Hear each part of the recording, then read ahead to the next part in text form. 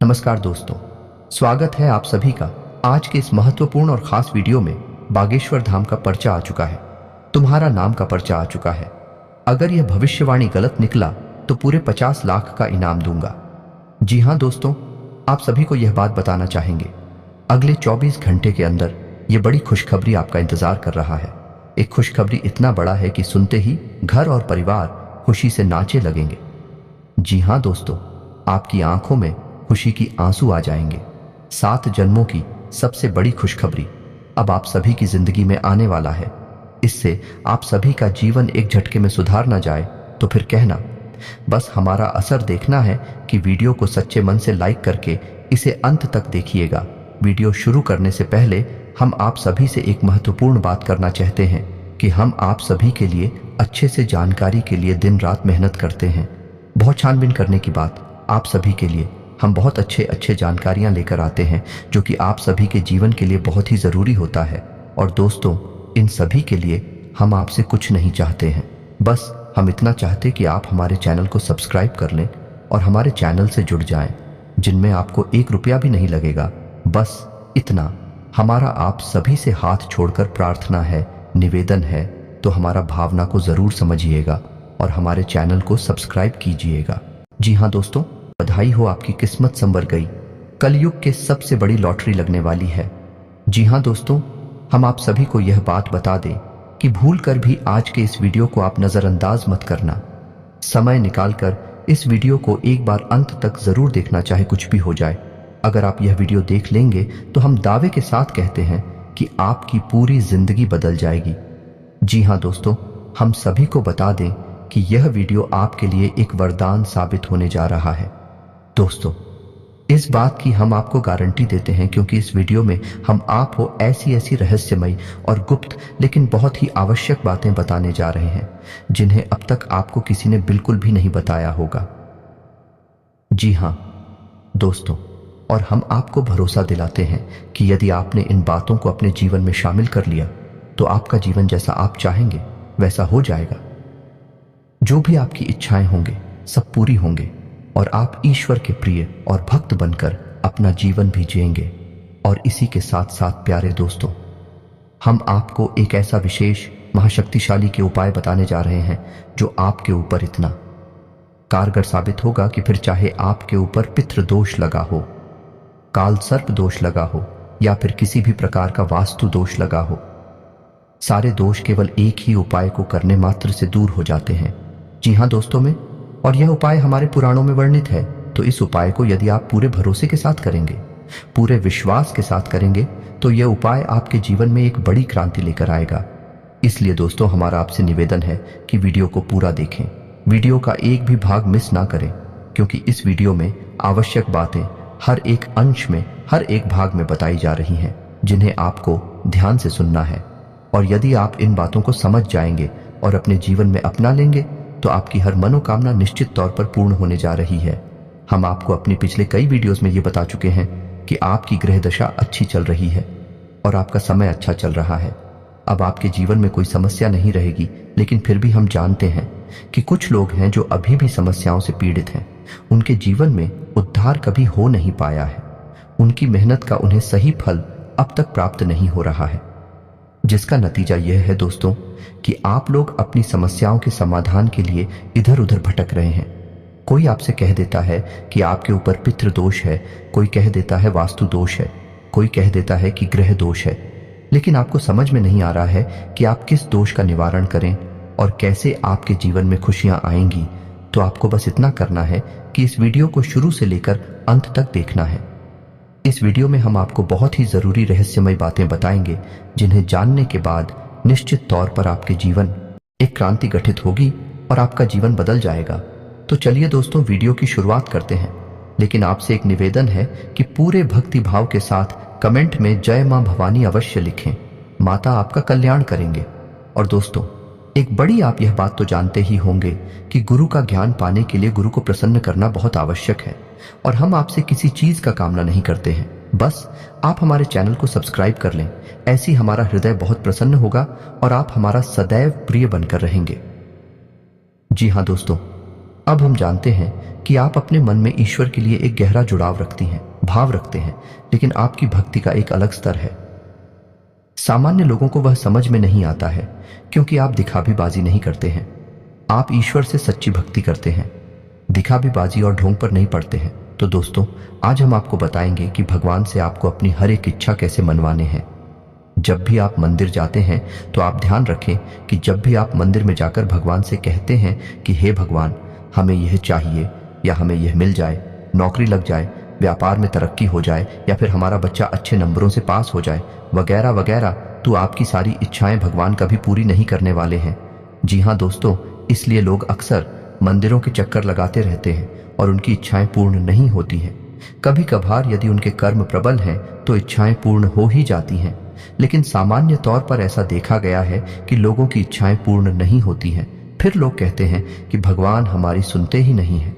लेकिन दोस्तों, आज हम आपको बताते हैं सही तरीका कि आपको कैसे भगवान से अपनी इच्छाएं पूर्ण करवानी है। दोस्तों, याद रखना कि जब भी आप कुछ मांगेंगे तो आपकी भक्ति अपूर्ण रहेगी, उसमें मिलावट रहेगी। जी हाँ दोस्तों, तो जब भी आप मंदिर जाएं, भगवान के दर्शन करें, तो भगवान को जो भी कुछ आपको अब तक मिला है उसके लिए धन्यवाद में लेते हैं। जी हाँ दोस्तों, सीधा मांगना नहीं है, अपने मन में भगवान को याद करना है और जो भी कुछ अब तक आपको मिला है उसके लिए भगवान को धन्यवाद देना है। और आगे जो भी कुछ आप करना चाहते हैं, जैसे नौकरी की तैयारी कर रहे हैं या पढ़ाई कर रहे हैं या कुछ और, तो भगवान से कहना है कि हे प्रभु, आप हमारे साथ रहना, आप हमारा साथ देना। हम ऐसा काम कर रहे हैं, इसमें हमारी सफलता हो, इसके लिए आप हमारे साथ बनी रहे। बस आपको ऐसा कहना है। फिर आप देखिए कि आपकी हर एक दुआ कबूल होगी, आपकी हर एक इच्छा पूरी होगी। जी हाँ दोस्तों, यही भक्ति का सच्चा स्वरूप है। पहले आभार, फिर ईश्वर का साथ, यही तो भक्ति का सच्चा प्रमाण है। और वह कहावत तो आपने सुनी ही होगी कि बिन मांगे मोती मिले, मांगे मिले न भीख। जी हाँ दोस्तों, तो ये तो था कि कैसे भगवान से बात करनी है, कैसे अपनी इच्छाएं पूरी करवानी है।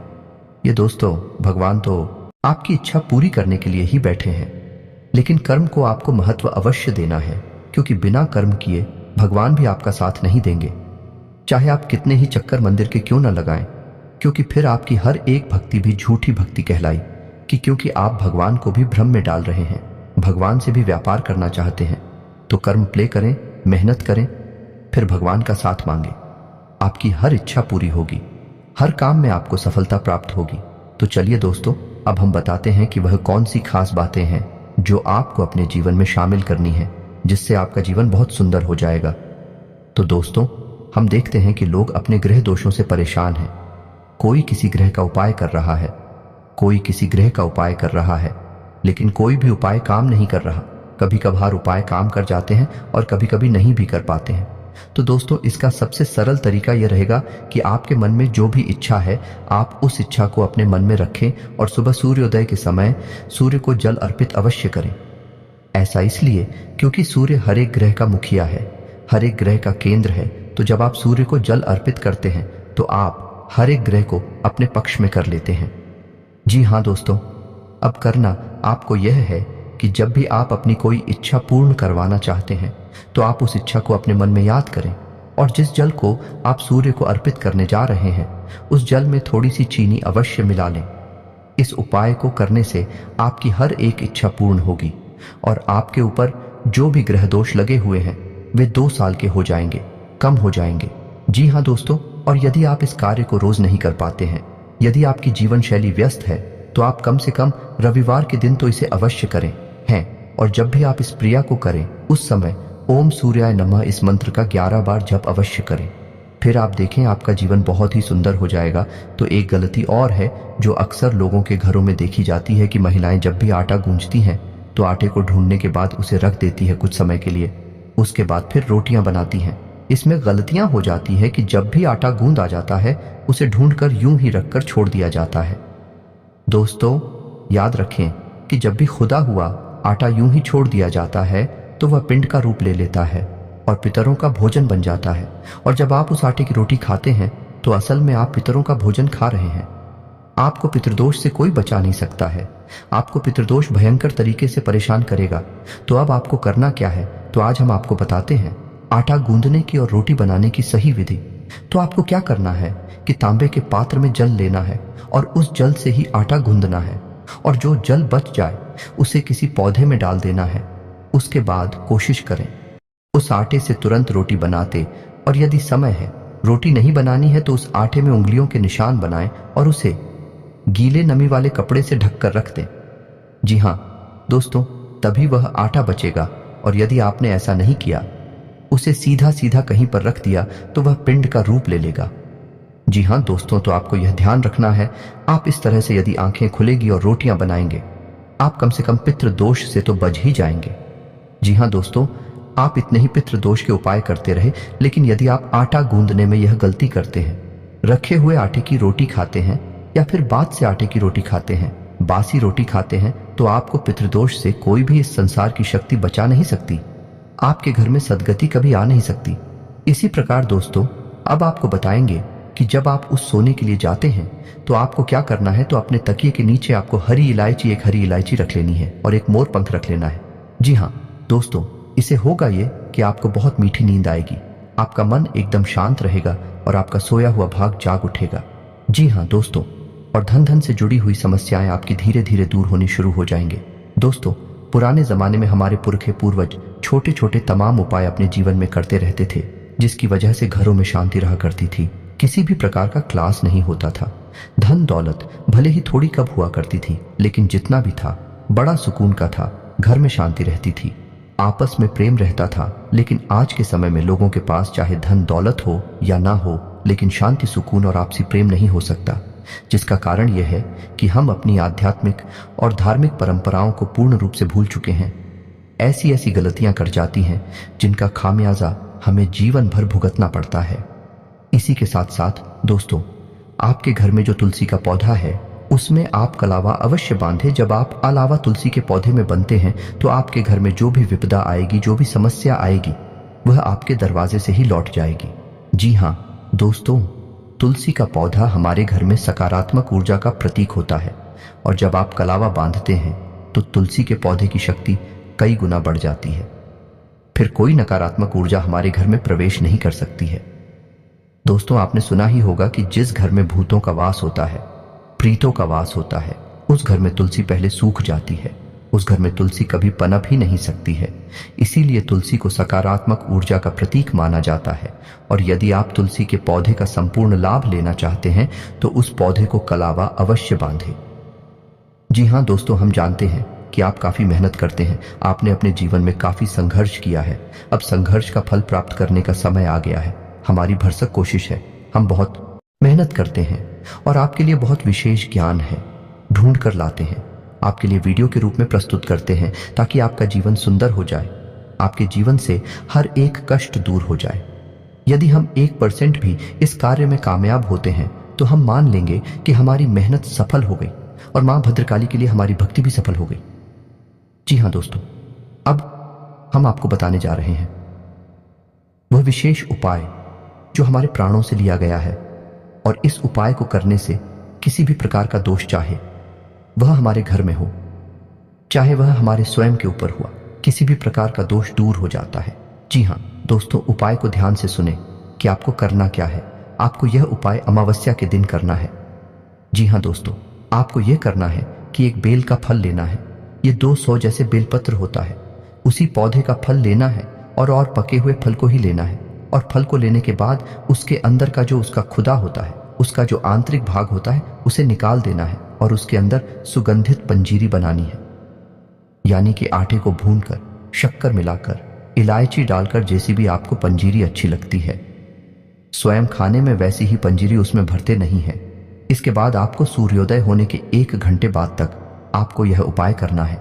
उसके बाद आपको सूर्योदय होने के 1 घंटे के भीतर भीतर इस फल को पूरे घर में घुमाना है।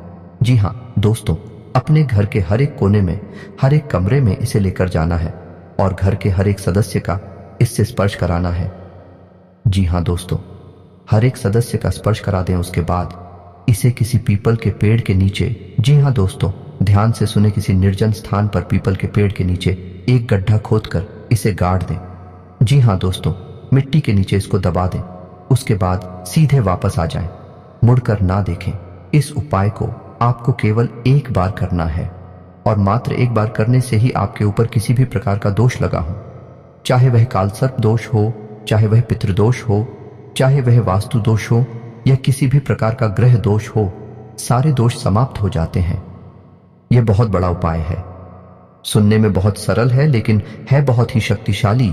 एक बार इस उपाय को करके अवश्य देखना, फिर आपको जो परिणाम प्राप्त होते हैं उन्हें आप कमेंट करके अवश्य बताना। दोस्तों, हमारे कुछ प्रसिद्ध और खास लोगों ने भी इस उपाय को किया है और उन्हें बहुत अच्छी सफलताएं मिली हैं, बहुत अच्छे परिणाम मिले हैं।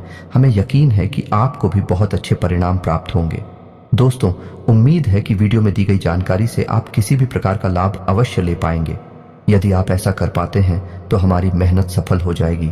दोस्तों, अगर आपको यह वीडियो थोड़ा सा भी पसंद आया, इससे कुछ सीखने को मिला है, तो चैनल को जरूर सब्सक्राइब करना बिल्कुल ना भूलें